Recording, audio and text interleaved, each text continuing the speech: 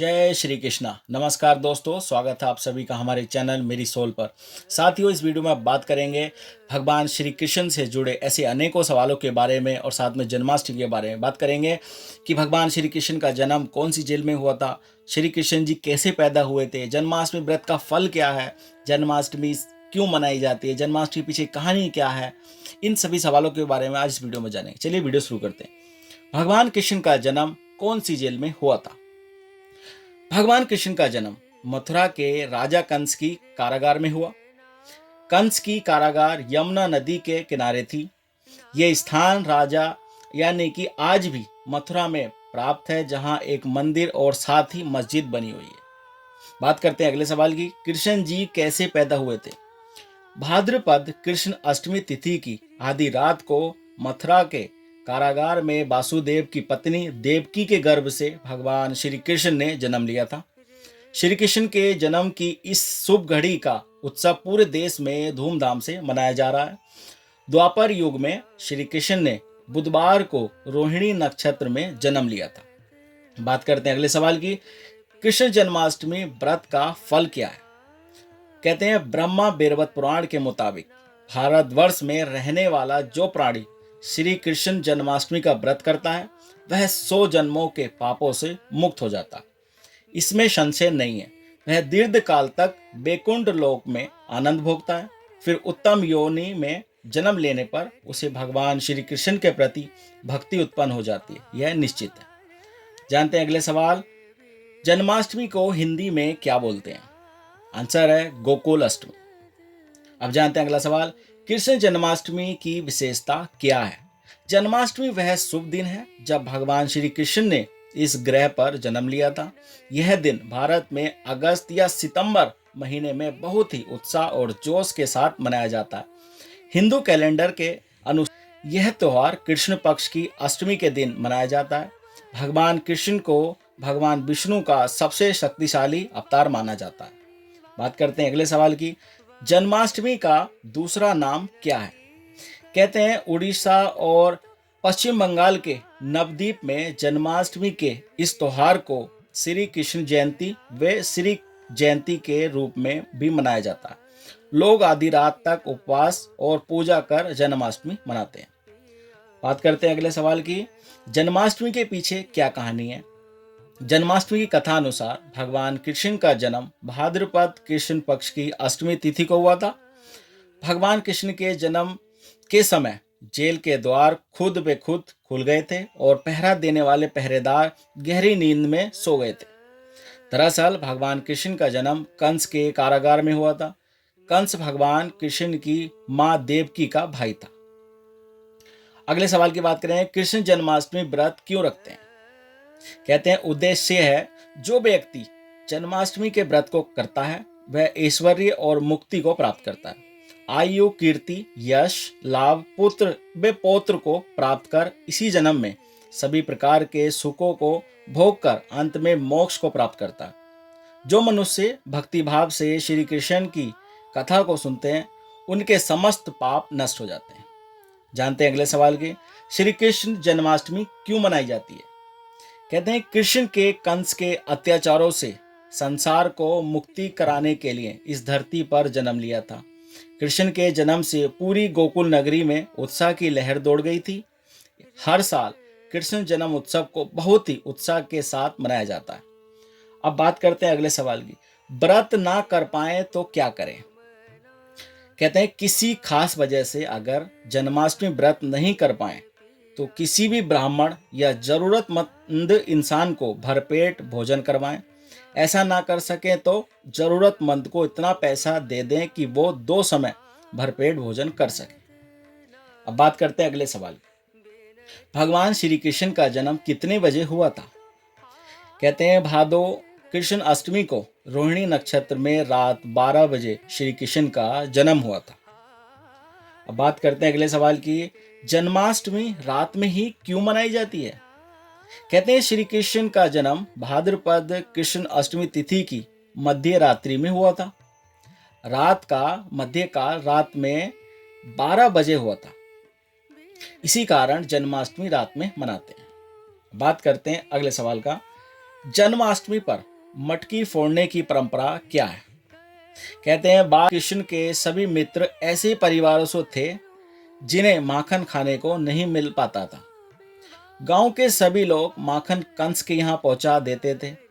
अपने मित्रों को माखन मिल सके इसलिए कृष्ण ने माखन चोरी की लीला की थी। उस समय गांव के लोग घर की छत के माखन की मटकी लटका कर रखते थे। कृष्ण और उनके सभी मित्र छोटे थे, उनके हाथ मटकी तक पहुंचते नहीं थे। ऐसे में सभी मित्र एक दूसरे पर चढ़कर मटकी तक पहुंच जाते थे और फिर माखन खाते थे। कभी कभी वे मटकी फोड़कर भी माखन खाया करते थे। इस मान्यता की वजह से जन्माष्टमी पर माखन की मटकी फोड़ने की परंपरा है। अब जानते हैं अगले सवाल, किस खास योगों में हुआ था श्री कृष्ण का जन्म? कहते हैं श्री कृष्ण ने अपने जन्म के लिए मध्यकाल को महत्व दिया। मध्यकाल यानी बीच का समय। भाद्रपद मास की अष्टमी तिथि बुधवार की मध्य रात्रि में चंद्रोदय होता है। उसी समय भगवान प्रकट हुए। अष्टमी तिथि पक्ष के बीच में आती है। भाद्रपद का माह भी हिंदी पंचांग के बीच में का महीना है। बुधवार भी सप्ताह के मध्य में ही आता है।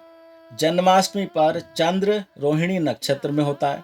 इसी नक्षत्र के स्वामी भी चंद्र ही हैं। इस तिथि पर चंद्र उच्च का होता है। श्री कृष्ण अवतार चंद्र वंश में हुआ और चंद्र से ही इस वंश की शुरुआत भी हुई है। अब बात करते हैं अगले सवाल की, श्री कृष्ण को माखन मिश्री का भोग क्यों लगाते हैं?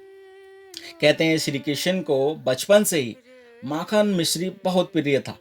माता यशोदा बाल कृष्ण को खाने के लिए माखन देती थी। कृष्ण अपने मित्रों के साथ मिलकर माखन चुराया करते थे। इसी मान्यता की वजह से भगवान को माखन मिश्री का भोग लगाते हैं।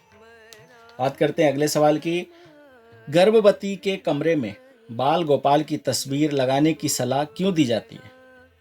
कहते हैं श्री कृष्ण का बाल स्वरूप बहुत ही सुंदर और मनमोहक है।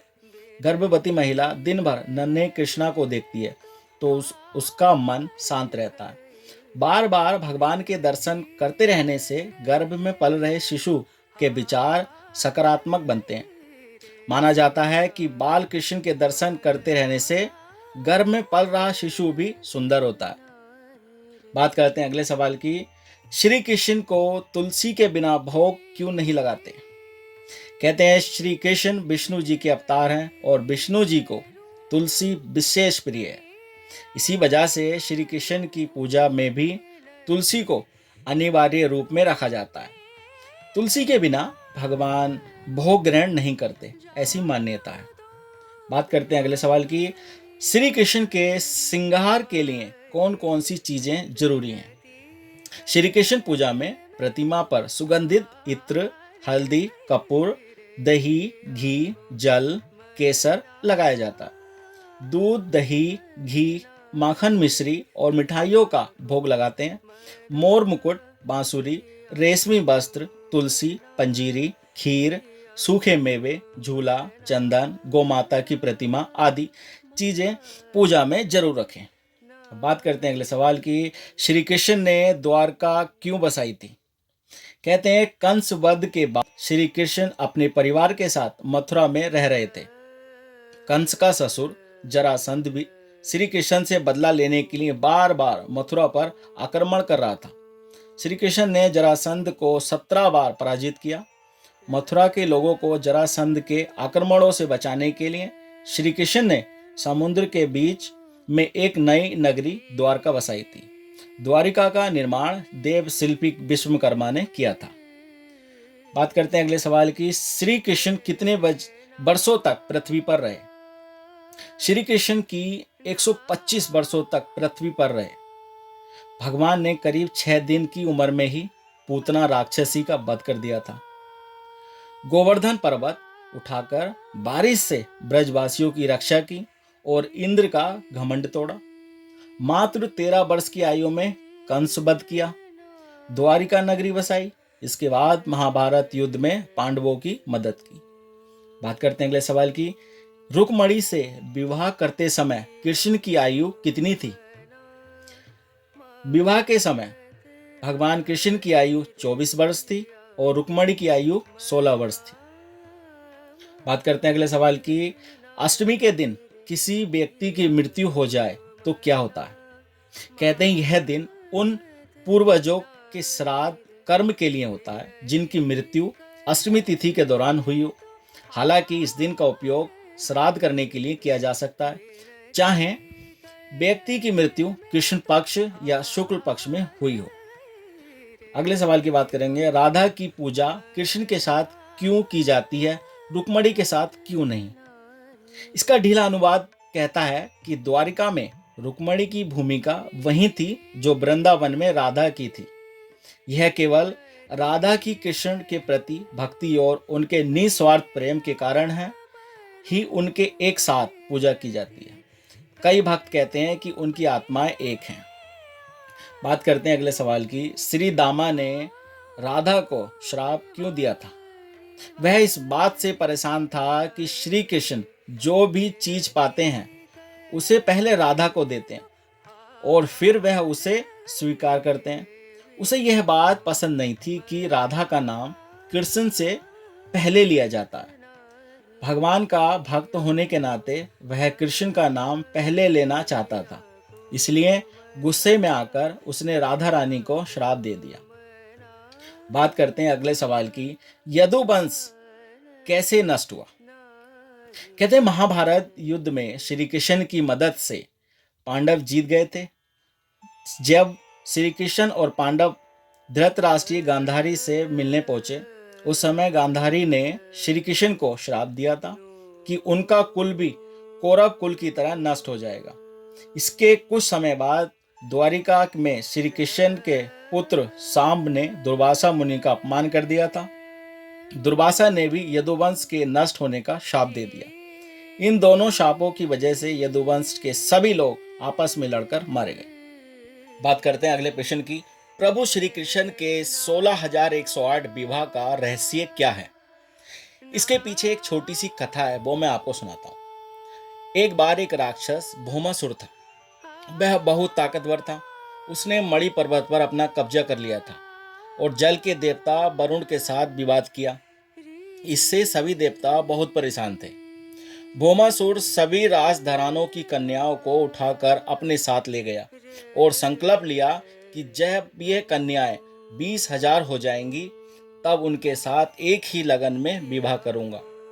इन कन्याओं ने द्वारकाधीश के पास रक्षा करने के लिए संदेश भेजा। द्वारकाधीश को जानकारी मिलने पर वे सत्यभामा के साथ भौमासुर के यहाँ पहुंचे।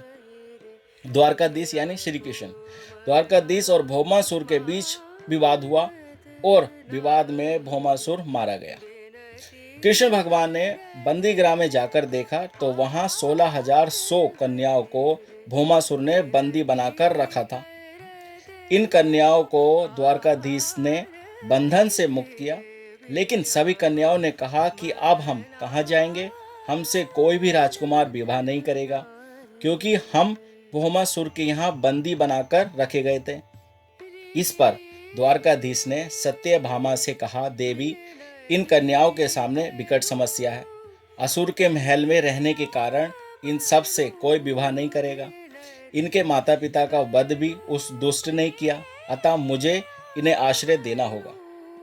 इनके जो पूर्वज के सुकर्मों के कारण मुझे इन्हें दिया हुआ वचन पूर्ण करने का समय आ गया है। द्वारकाधीश ने उनकी भलाई के लिए सत्यभामा के सामने एक साथ सभी के साथ विवाह करके उनको पत्नी का दर्जा दिया।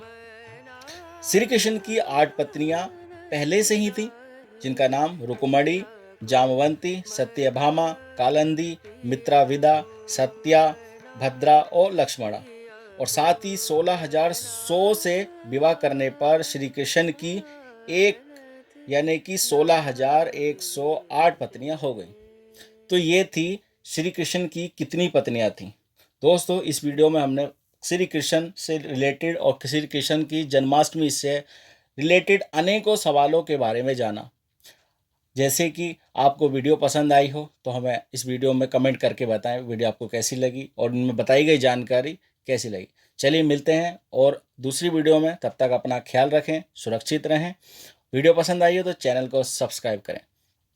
और मिलेंगे अगली वीडियो में। जय श्री कृष्णा, जय श्री हरि विष्णु।